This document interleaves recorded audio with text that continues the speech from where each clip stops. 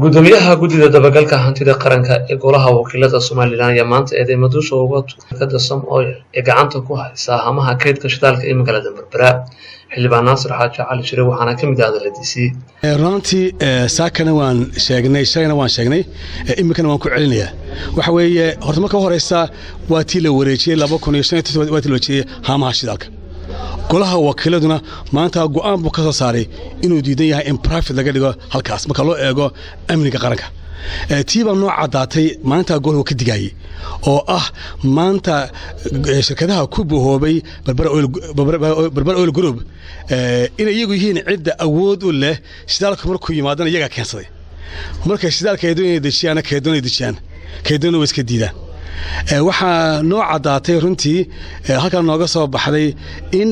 laabka tayada oo isagu ilaaliya tayada shidaalka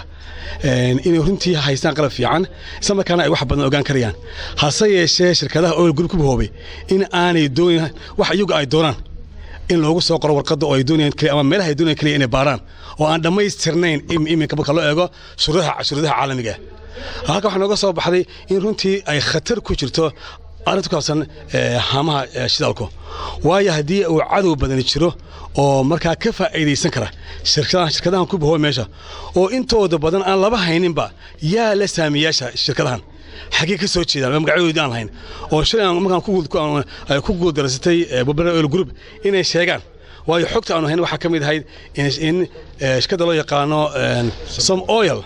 in uu ra'iisul wasaaraha dalka Soomaaliya inuu shir weyn ku leeyahay taasina khatar ku tahay qarankan marka waxa loo baahan yahay runtii waayo haddii maanta la doonayo in laga aafiyo muxuu shidaalka waxa si dhib yar lagu shubi kara hamaha waxaan tayo sareyna si maamihii dowladda ay barinta looga caabinaayay in shala aan fiicnayn in hamaha lagu soo leebiyay taas waxay keeni kartaa marka xataa haddii maalin dagaal ku jirna oo shirkadii mid kamid ah shalxu inoogu shubo soo baabuurteena iyo gaadiidkeena ciidanka soo wada fadhiisan maaya marka qaranka difaacaya amuurtan ayaa ku soo beegmaysa xilli gaadiidka yaryar ee ka shaqeeya gudaha magaalada Berbera uu la taagdaran yahay shidaal la sheegay inuu xabaq lahaa oo ay ku shubeen kaalmaha kala duwan ee magaalada Berbera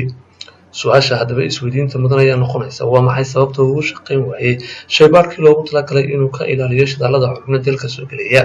muddadii hadaba shirkadda Som Oil gacanta ku haysay hamaha kaydka shidaalka ee magaalada Berbera ayaan la arag maraakiib ay u celisay shidaal xumaan waa Cabdirashiid Mubaarak Cabdi Cabdirashiid soo telefishinka caalamiga Soomaali Cable Berbera